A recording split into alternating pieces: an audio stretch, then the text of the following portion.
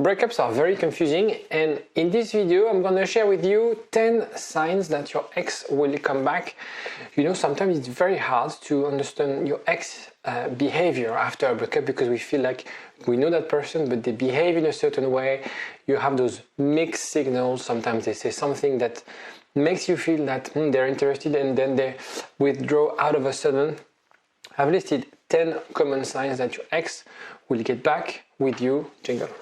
IGetMyExBack.com. Everyone deserves a second chance. The first one is that they follow you on social media, and the reason they follow you on social media is because they want to have news from you. They want to know what you're up to. They are interested in your life. You know, remember, if they really didn't want to know, if they didn't care about you, they would stop following you. They would stop wanting to know what you're up to. I remember I had an ex-girlfriend that I broke up with, and it was very hard for me to watch her feed on Facebook, so I unfollowed her because it was too hard and I really wanted to move on from that relationship. If your ex is still following you, it means that there's still a tiny thread at least of attachment between you and them. One also thing very interesting with social media is that you can use that proxy to show that you've changed, to show some form of positivity. You don't want to come across as someone negative, someone emotional, someone sad, someone depressed. You want to show the best side of your life.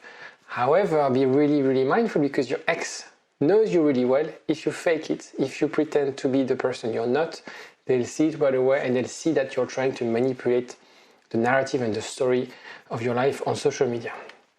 Second sign is that they are very emotional around you. And it could be either angry or sad. The thing is, when you see your ex or when you have messages with your ex, as long as you can feel that they don't treat you as a friend, they have this sort of very raw emotions towards you, you know, either angry, sad, or really excited, there's something special. There's something, it's really hard for them to be neutral around you. The thing that I assess with my clients when they start working with me and when when I coach them on WhatsApp is to check whether their ex is neutral towards them. As long as your ex is not neutral, there's a chance because it means there's a lot of feelings deep inside. Of course, they're going to bury it, they're going to put it below the surface, they don't want to show it, but there is something around there. Third one, they text you for no reason. It's quite of a common one. Sometimes they find excuse to reach out. They say, oh, I forgot this at your place. Oh yeah, what's the name of that restaurant? This kind of things. They're just scared of letting go. And that's a good sign. That's a good sign. If they want to, you know, again, they don't know what to say, but they feel like I need to text them. So sometimes you are in that situation, the dumpies are in that situation where they feel that they need to reach out, they need to connect with them. And it's the desire that they really have a hard time to let go. So if your ex, if the dumper is in that situation, it's a very, very good sign. Remember this, because I know breakups are confusing. I know it's very hard to read someone's behavior after a breakup. Dumpers always have a double language. And the reason they have is because they don't want to hurt you. They made that decision to break up with you. Usually they're not sure. When I say they're not sure, it's because I refer to relationships where you had something meaningful. If you're watching this video and you've been in a relationship for, 2 weeks, 4 weeks, you're probably wasting your time because what I'm going to share is mostly for people where they've had something substantial. Married with kids, long relationship where you know you were special to them. And the reason they don't want to hurt you, they have this double language because they are not sure, they still have feelings for you. It's just that it doesn't work. They would say like, it's not working, I'm suffering, I'm trying, but it doesn't work.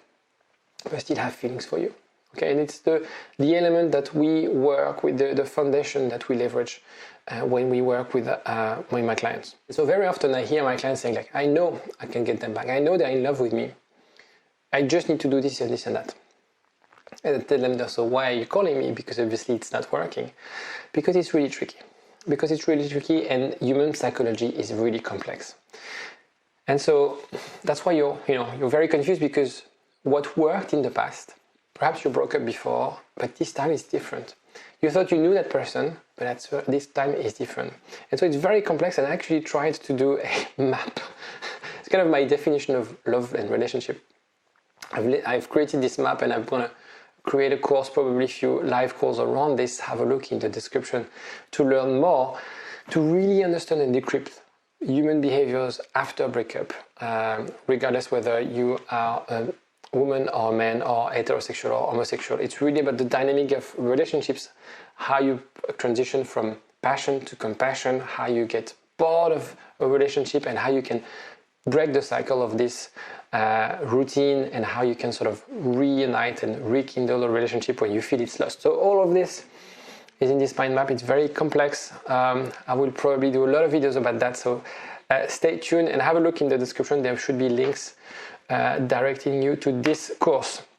Fourth sign, jealousy. It's a classic one. Always needs to know who you're seeing. They want to check. They feel very, very strange when you tell them that you've went on a date, that you have seen someone. Be always mysterious, always keep that mystery. It's very important not to show off like, yeah, I'm dating that guy, I'm dating, I'm really popular on Tinder. It's not, you don't have to overdo it. The reason it's really important is because it's very hard for them to picture you with someone else than them. Okay? So sometimes also they will try to make you jealous. So the jealousy would work both ways, whether you're jealous, whether they want you to be jealous, or whether they're jealous. It really, again, they are not neutral. If they didn't care, if they moved on, they wouldn't really care that you're dating someone, or they wouldn't really care that you're jealous that they're dating someone, okay? So it's very important, even though it feels counterintuitive sometimes when you feel your ex is dating someone and they're showing it to you to make you suffer, it's actually because they want to make you react. They really want to, they still have something, they still want to prove something to you. And that's a sign that you have a chance of getting back with them. The fifth one, if you assess your relationship was healthy. So very often, and that's what I do actually, I forgot to mention, I put together a quiz for you to know if you have any chance of getting back with your ex. The link is in the description. It's basically assessing all of these points plus additional points on the relationship dynamic and gives you a score. Because right now it's hard to have a feel whether you have a big chance or have a low chance of getting back or no chance of getting back with your ex. Take the quiz, it's totally free and you get the result right away. So assessment, so you can take this assessment, this quiz. So assess whether the relationship was healthy. If you were respectful and you loved each other, that's enough to risk you. It's just a question of tweaking a few things, of perhaps changing the communication or improving the communication. What you need to overcome very often, and let me know in the comment section if that was the case for you, because of boredom, the lack of feelings because of boredom. It's a classic one, and this one can be rescued. Life events, perhaps, and I see that very often, like midlife crisis, going, retirement, the kids leaving the house, or parents who's sick and you have to take care of them, and therefore it's really hard, creating a lot of friction, a lot of tension in the couple. Perhaps health problems. You are going through depression, or they are going through depression, or I don't know, they have difficult disease and you have to go to the hospital, or they have to go to the hospital. So these are life events. It means that they're temporary. Just a question of letting that phase sort of follow its journey until it ends and until you can sort of reunite and be there for them. So it's just a question of timing in that case. Attachment clash, the very classic one. You're anxious, they're avoidant, and the way you communicate with them triggered them to deactivate and to run away from the relationship because they are scared of commitment. Or perhaps you're avoidant and they are anxious, and you fail to communicate and to address and help them feel more secure. 6-1, they are depressed. So perhaps it started when you were together, and now they are alone, they feel the pain and the loss. Okay, so they are depressed, they felt they would they will be happier, they will be, more fulfilled if they break up with you. They'll feel less tension, being alone, and actually it's the opposite. And it's very classic to see when someone breaks up with you and they are depressed. So it means like, that's really strong sign that they made the wrong decision. And so that's why sometimes you might see dumpers, being isolated, staying on their own, staying at home, don't want to see, they don't want to see anyone because they are depressed, because they feel they made the wrong decision, they made a huge mistake. So it's a good sign that you have a chance getting back with your ex. Number 7, they stay in touch with your family. And they would argue, yeah, but I always had a great relationship with your mom. There's no reason why they would stay in touch with your mom if you broke up. They try to maintain that link, again, the same way as they would not stalk, but they would stay in touch with you on social media, the same way they will try to message you. They really want to keep that link between you, and they use your family, your brothers, your sisters, your parents to stay in touch with you. It's also a way to know what you're up to, okay? To spy and to understand, whether you're happy, whether you're sad, whether you're dating, whether you have resentment towards them. They're really gathering data. They're interested, okay? Again, if they were not interested, they wouldn't dare, or they wouldn't sort of use their energy to collect data, to understand what's going on around you. Number 8, they see your friends the same as family. They want to see your friends, not their friends. They want to see your friends to know what you're up to. Sometimes I see that often they would speak out to your friends. They want to vent, they want to discuss. Perhaps they say bad things about you, perhaps they say good things about you. But they want to discuss. They want to, again, maintain the content. They also use the friends, it's a classic one, to send messages. Right, like, oh, I'm single, or I'm dating. Just sending message. They know that your friends will talk to them. And again, that's a way for them to keep that link with you. Number 9, you broke up after a fight, which is very classic, obviously. But the breakup after a fight is very different than the breakup when you feel like something gets matured, something that you've bottled up for weeks and months. When you break up after a fight, it's really highly and emotional, and there's this escalation process where at some stage you sort of, okay, I'm done with you. The thing is, usually when it happens, then things cool down and people will reflect. Now, it's the question of, was it a one-off, or is it something you keep on fighting, and that was the 10th fight of the month, and then that created this different breakup, this like massive breakup. Remember and try to analyze the issues. What was the driver of this fight? Was it just because you didn't clean the dishes? Was it more about like you didn't want to have kids? Really try to assess the importance of the clash. Sometimes, very often, people fight for silly reasons. What's the underlying reason behind? If there is an underlying reason, if there's a big value clash, it's going to be difficult. If it's just about the logistics of the house, you're not spending enough time, it's something that you can address and you can change. Number 10, there's a misunderstanding, and this happens a lot. It's very, very, very frequent. Communication is obviously at the core of every relationship, the cement of relationship.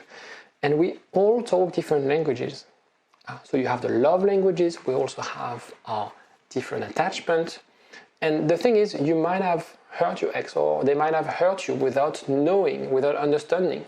Sometimes we feel like if I was in his shoes, or if she was in my shoes, I wouldn't react this way. But the problem is not being in their shoes, it's to use their own thinking process, to adopt their own belief system. When you're anxious and you try to put yourself in the shoes of an avoidant, you say like, I never say things like that, I will never run away, I will never handle that fight, I will never avoid conflicts, because that's not how you're wired, right? So in the same situation, if you put yourself in their shoes, it's different than putting yourself in their shoes where their glass is. Okay, it's very important. So apologize if need be, if you did something wrong, if you said something wrong, if you said something that you regret, and try to understand their point of view. There's also a very, very important point about how you can draw the line and set boundaries. It's so important if you're anxious. If you want to have discussion about that, because I know it's very tricky to know where's the limit, let me know. There's a link as well to get in touch with me. If you found this video helpful, don't hesitate to like. I'll see you next time. Bye-bye. Get up, nah, I ain't a quitter. Toss me the ball, I'm a really big hitter. Big picture, I'm a straight killer.